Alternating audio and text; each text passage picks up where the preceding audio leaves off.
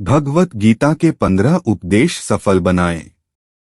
गीता उपदेश। श्री कृष्ण ने अर्जुन को 5000 साल पूर्व जो गीता के उपदेश दिए थे, उनका पालन करके आज तक कितने ही प्रसिद्ध व्यक्तियों ने अपने जीवन को सार्थक, सफल बनाया है। गीता उपदेश मानव जाति के लिए सूर्य के समान है, जो अज्ञान रूपी अंधकार से मुक्ति दिलाता है। मानव जाति के लिए गीता के उपदेशों की उपयोगिता और सार्थकता सदा बनी रहेगी। ये गीता उपदेश वो परम सत्य हैं, जिसे अपनाकर हर व्यक्ति दुख क्लेश मुक्त होकर सफल सुखद जीवन जी सकता है। इस लेख में गीता की 15 ऐसी बातें बताई गई हैं, जिसके ज्ञान की जरूरत हर व्यक्ति को पड़ती है। मनुष्य का संघर्ष जितना बाहरी होता है, उतना ही आंतरिक भी चलता रहता है। सोच और कर्म का संतुलन ही सफल जीवन का मंत्र है। सही गलत और उचित निर्णय की दुविधा में फंसे व्यक्ति को गीता के इन उपदेश से मानसिक संबल और धैर्य मिलता है। एक विश्वास की ताकत। तुम अपने विश्वासों की उपज हो। तुम जिस चीज में विश्वास करते हो, तुम वही बन जाते हो। जो स्वयं पर विश्वास करते हुए लक्ष्य की ओर बढ़ते रहते हैं, उन्हें सफलता जरूर मिलती है। अगर व्यक्ति अपने लक्ष्य के लिए कर्म में पूरे मन से लग जाता है और उसे कर्म करने से खुशी मिलती है, तो सफलता उससे दूर नहीं। 2. मृत्यु से भय व्यर्थ है। हर व्यक्ति के मन में मृत्यु का भय होता है। इस संसार का जब से निर्माण हुआ है, तब से जन्म मृत्यु का चक्र चलता आ रहा है। यह प्रकृति का नियम है। इस सत्य को स्वीकार करके भयमुक्त होकर आज में जीना चाहिए।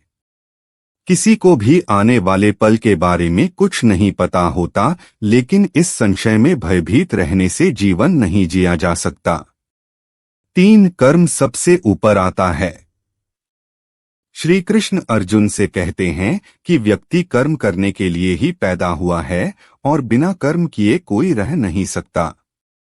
फल की चिंता करना व्यर्थ है, क्योंकि इससे मनुष्य का मन काम से भटकने लगता है।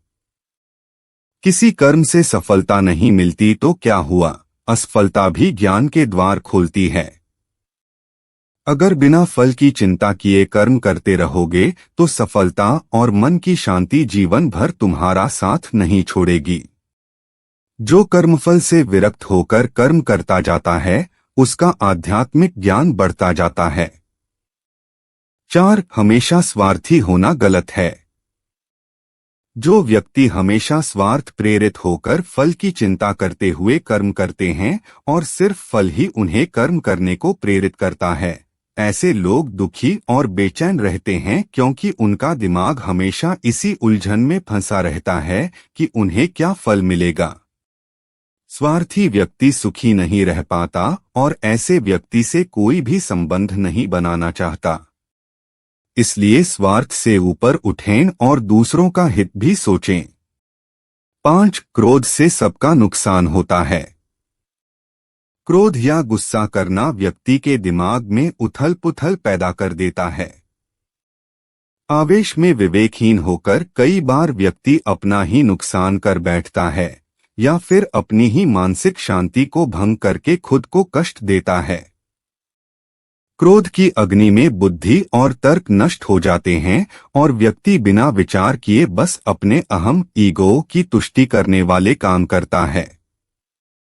गुस्सा व्यक्ति की विचार शक्ति को पंगु बना देता है और भ्रम पैदा करता है। 6. मन पर कंट्रोल जरूरी क्यों है। मन का स्वभाव है कि ये आसानी से भटक जाता है। अगर जीवन को सफलता की दिशा में ले जाना है, तो मन को काबू करना बहुत जरूरी है। श्री कृष्ण कहते हैं कि बार बार प्रयास करने से धीरे धीरे चंचल मन को वश में किया जा सकता है। मन को वश में करने से दिमाग की शक्ति केंद्रित होती है, जिससे कार्यों में सफलता मिलने लगती है। अगर मन को वश में नहीं करोगे, तो ये आपका सबसे बड़ा शत्रु बन जाता है। 7 भगवानों में कोई छोटा बड़ा नहीं।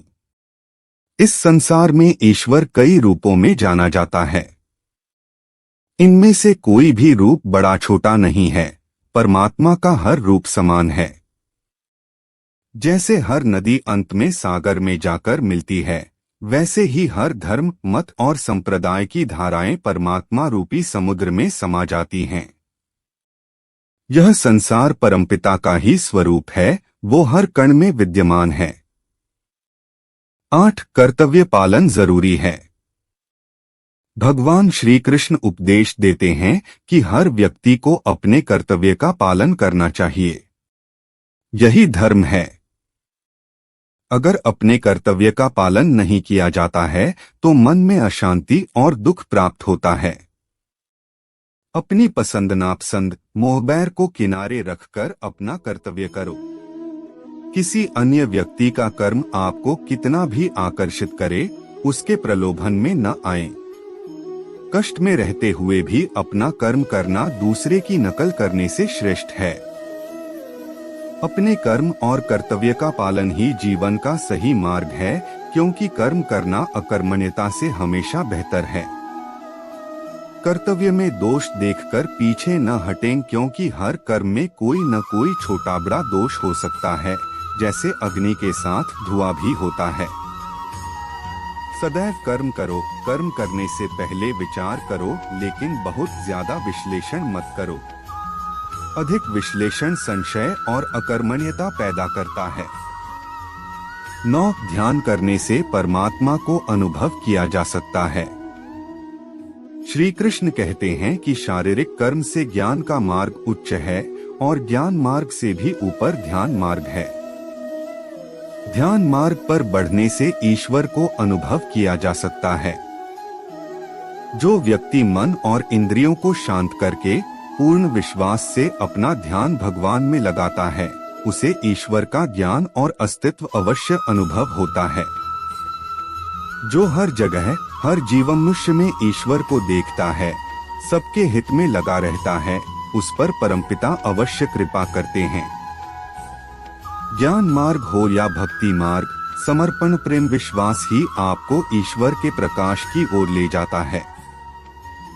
भगवान की पूजा बहुत से लोग करते हैं, लेकिन उनको शांति क्यों नहीं मिलती? क्योंकि भगवान आपके मन में निवास करता है, उसे पता है कि आपका भाव क्या है। 10 अधिक शक करने वाला कभी खुश नहीं रह सकता। श्री कृष्ण गीता में कहते हैं कि संशय, शक करने वाले का विनाश हो जाता है, इसलिए संदेह करने से बचें। अधिक संदेह करने से मन की शांति भंग हो जाती और व्यक्ति भ्रमित होकर अपने संबंधों को नष्ट कर डालता है। जिसे शक करने की आदत पड़ जाती है, उसे इस लोक या परलोक में भी शांति नहीं मिलती।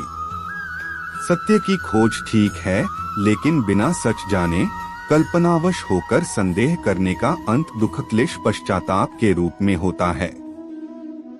11 अति करने से बचें।